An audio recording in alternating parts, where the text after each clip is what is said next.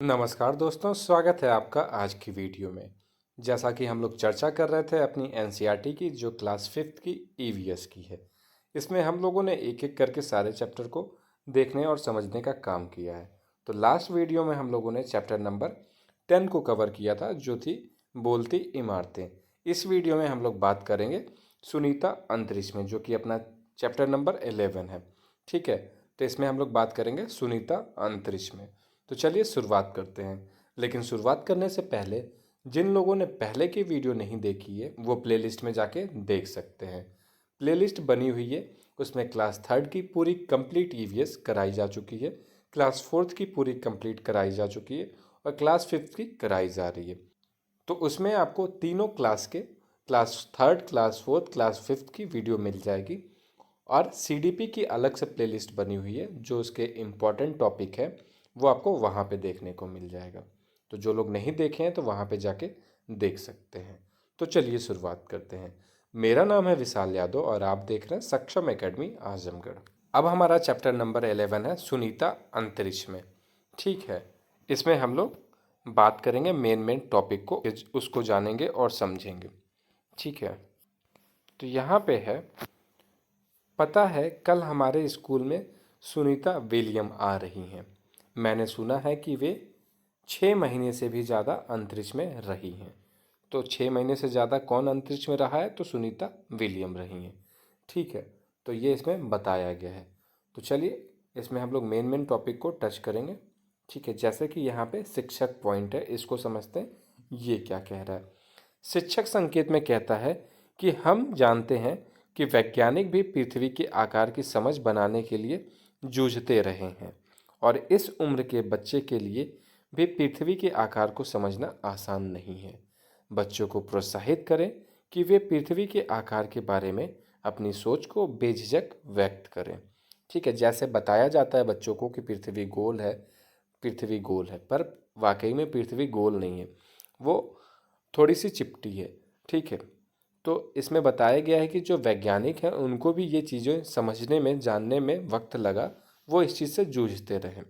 तो बच्चों से ऐसी उम्मीद ना करें कि वो एक बार में ही चीज़ें समझ सकें। ठीक है, और उन्हें प्रोत्साहित करें कि जो पृथ्वी की उनके दिमाग में कॉन्सेप्ट बना है, जो बच्चों के दिमाग में कॉन्सेप्ट बना है कि पृथ्वी किस साइज़ की, गोल है, चौकोर है, कैसी है। ठीक है, तो वो बेझिझक उसके बारे में बताएं। ठीक है, उसमें कोई शरमाए नहीं या संकोच ना करे कि कोई मज़ा लेगा, कोई हंसेगा, कुछ भी नहीं। ठीक है, जो उनके मन में है वो बेझिझक बताएं, व्यक्त करें। ये तमाम चीज़ें बताई गई है। ठीक है, चलिए नेक्स्ट पॉइंट पे चलते हैं। अपने पॉइंट जो है वो भी एक शिक्षक संकेत है, उसको समझते हैं कि वो क्या कह रहा है। ठीक है, यहाँ पे बोला गया है कि बच्चे को कल्पना चावला और उनकी अंतरिक्ष यात्रा के बारे में बताया जा सकता है। अब बात यह आती है कि कल्पना चावला कौन है। ठीक है, तो कल्पना चावला जो है किसकी सहायक थी? जैसा अभी किसके बारे में बात किया गया था, एक बार आपको फिर से दिखा दें तो उनका क्या नाम था? उनका नाम था सुनीता विलियम। ठीक है, जैसे कि यहाँ पे लिखा हुआ है, आप देख सकते हैं। वो सहायक थी किसकी? सुनीता विलियम की। ठीक है, अब आगे देखते हैं उसमें क्या बताया गया है। एक किताब के बारे में बताया गया, किताब का नाम दिया गया है कि ये शिक्षकों के लिए रोचक किताब है। ये किताब का नाम है how we found the earth. ठीक है, ये शिक्षकों के लिए ज़रूरी है, इसमें पृथ्वी के बारे में पूरी डिटेल में बताई गई है। ठीक है, इसमें बताया है सदियों से अलग अलग संस्कृतियों में इंसानों ने पृथ्वी के बारे में क्या क्या सोचा है। ठीक है, तो इस किताब में यही बताया गया है। पते की बात यह है कि आज भी बच्चों की कल्पना कई बार उन विचारों से सहज ही मेल खाती हैं। यह बात है कि पृथ्वी पर ऊपर नीचे कुछ नहीं होता है। बच्चों को लगता है कि जो पृथ्वी है उसके ऊपर नीचे कुछ नहीं होता है, कि भारत और अर्जेंटीना के लोग समझ एक दूसरे के उल्टे हो सकते हैं। बच्चों को ये लगता है जो भारत और अर्जेंटीना के लोग हैं वो एक दूसरे के अपोजिट रहते हैं, मतलब जो पृथ्वी के नीचे रहते हैं तो वो क्या उल्टे खड़े रहते हैं। ठीक है, ये सारी चीज़ें इसमें दी गई है। कई बार बड़ों को भी चक्कर में डाल देती हैं बच्चे सवाल कर करके, तो बच्चों को ये चीज़ समझाना चाहिए। ठीक है, और उनकी राय लेनी चाहिए। ठीक है, तो ये देखिए सुनीता का अंतरिक्ष में दृश्य दिखाया गया कि वो अंतरिक्ष में कैसे रहती थी। ठीक है, इसको भी पढ़ते हैं। इम्पोर्टेंट है यहाँ पे दिया गया हम एक जगह टिककर तो बैठ ही नहीं सकते थे। यान में एक जगह दूसरे जगह तैरते हुए पहुंचते थे। ये देखिए बैठी नहीं है, तैरते हुए जा रही। ठीक है। पानी भी एक जगह टिका नहीं रहता, वह बुलबुलों की तरह इधर उधर उड़ता फिरता। पता है, हाथ मुंह धोने के लिए हम तैरते बुलबुलों को पकड़कर कपड़ा गीला करते और हाथ मुंह साफ करते हैं। अंतरिक्ष के अंदर ये तमाम बातें बताई गई है। दूसरा पॉइंट इसमें कहता है कि वहाँ खाना भी अजब तरीके से खाना पड़ता है। सबसे ज़्यादा मज़ा तब आता है जब हम सभी उड़ते हुए खाने वाले कमरे में जाते हैं और उड़ते हुए खाने के पैकेट को पकड़ते हैं। ठीक है, मतलब जो खाना भी होता है वो भी उड़ता रहता है। तो ये इनके लिए सबसे मज़े की बात थी, यहाँ पे बताया गया है। तो यहाँ पे नेक्स्ट पॉइंट है, अंतरिक्ष में मुझे कंघी करने की ज़रूरत ही नहीं पड़ती थी, क्योंकि जो बाल होते थे वो हमेशा खड़े ही रहते थे। नेक्स्ट पॉइंट है, चल ना पाना, हर समय तैरते रहना और हर काम अलग तरीके से करना। यह सब करने की आदत डालना आसान नहीं था। एक जगह टिककर काम करना हो तो अपने आप को बेल्ट से बांधो। कागज को भी ऐसे नहीं छोड़ सकते, उसे भी दीवार के साथ बांध कर रखो। अंतरिक्ष में रहना बहुत ही मज़ेदार था, लेकिन उसके साथ साथ क्या था, मुश्किल भी था, क्योंकि हर चीज़ वहाँ पे तैरती रहती है। अगर आपको बैठना भी है तो अपने आप को किसी बेल्ट, किसी रस्सी से बांधिए। ठीक है, भोजन को भी आपको बांध के रखना है। ठीक है, पेपर है तो वो भी आपको बांध के रखना, सारी चीज़ें बांध के रखना। आगे देखते हैं आगे क्या है बताया गया। ये कुछ देखिए फोटो दिखाई गई है इसमें कि कैसे ये लोग सोते थे, कैसे क्या चीज़ करते थे। ठीक है, तो ये वहाँ की फ़ोटो दिखाई गई है। चलिए अब आगे देखते हैं आगे क्या है। यहाँ पे एक चीज़ और बताई गई है। ठीक है, दिया गया है कुछ तो है कमाल। ठीक है, इसके बारे में देखते हैं यहाँ पे क्या दिया गया। मेन चीज़ अपने को पढ़ना है। यहाँ पे दिया, सुनीता विलियम पृथ्वी से 360 किलोमीटर दूर स्पेसशिप में गई थी। सोचो 360 किलोमीटर कितना दूर होता है। ठीक है, तो वो पृथ्वी से कितने दूर गई थी, तो 360 किलोमीटर तक गई थी। चलिए नेक्स्ट पॉइंट क्या है उसको देखते हैं। यहाँ पे शिक्षक संकेत के बारे में बताया गया है। ठीक है, उसको देखते हैं। अंतरिक्ष में चीज़ें किस तरह व्यवहार करती हैं, यह समझना बड़ों के लिए भी कठिन है। बच्चों को चित्र की मदद से सवाल पूछें, चर्चा करने और कल्पना करने का मौका दें। दरअसल हम इतनी आदी हो जाते हैं पृथ्वी द्वारा हर चीज़ को खींचते देखें कि उस खिंचाव के बारे में सोचते ही नहीं और कल्पना भी नहीं कर पाते हैं कि उसके बिना क्या क्या होता होगा। तो जो यहाँ पे बताया गया है कि अंतरिक्ष की जो चीज़ें होती हैं वो बड़ों के लिए भी कठिन होती हैं वहाँ की चीज़ें समझने के लिए। ठीक है, कि वहाँ चीज़ें कैसे होती हैं, कैसे क्या होता है। तो इस पे बच्चों से चर्चा करवाई जा सकती है।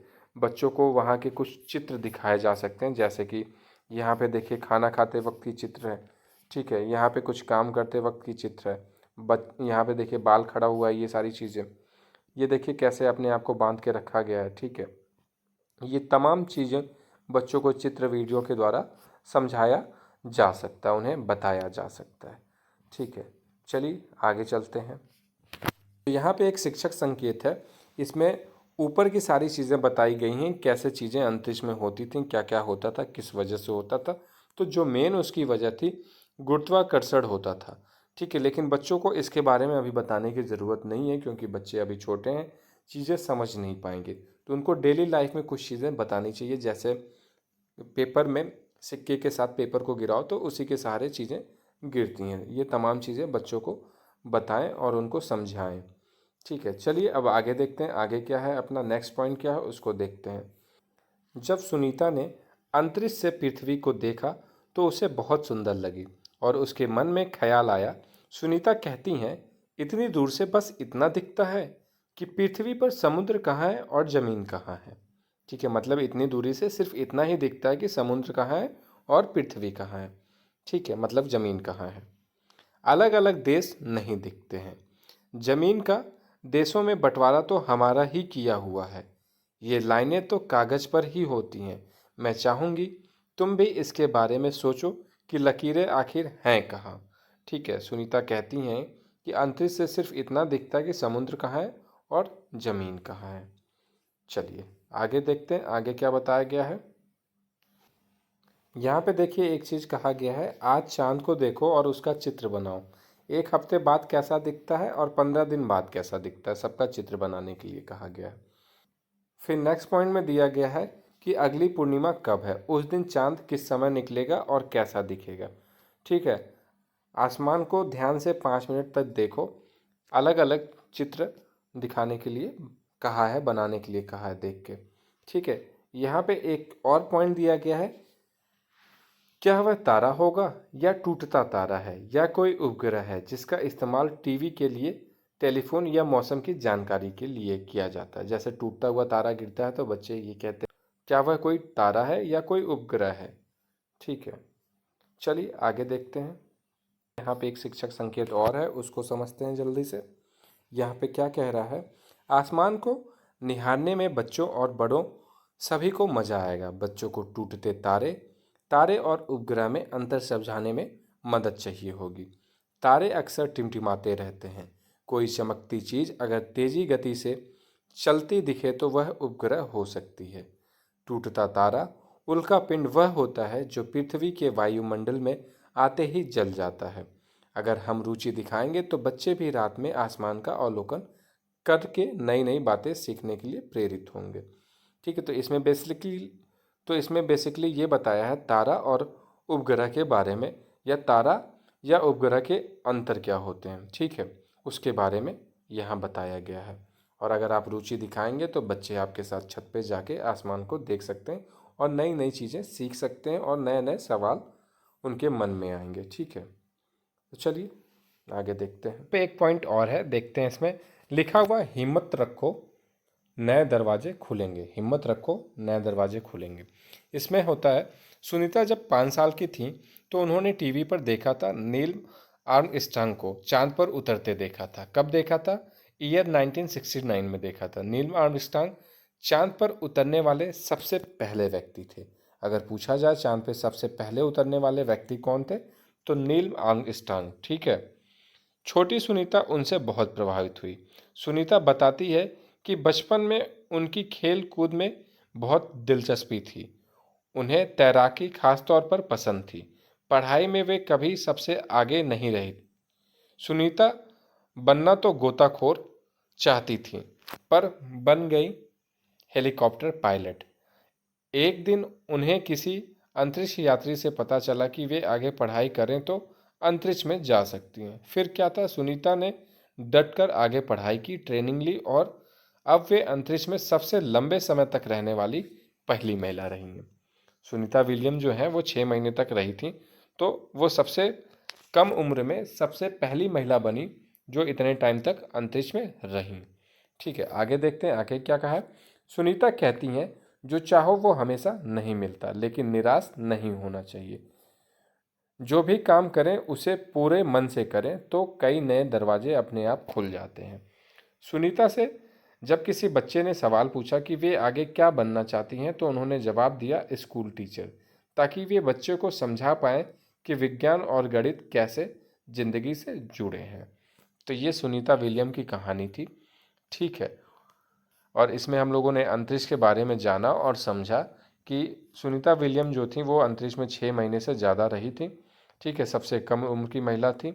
और चांद पर जाने वाले सबसे पहले व्यक्ति कौन थे तो नील आर्मस्ट्रांग थे।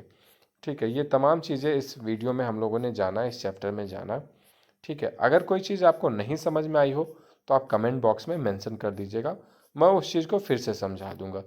ठीक है, तो उम्मीद है आपको चीज़ें समझ में आई होंगी।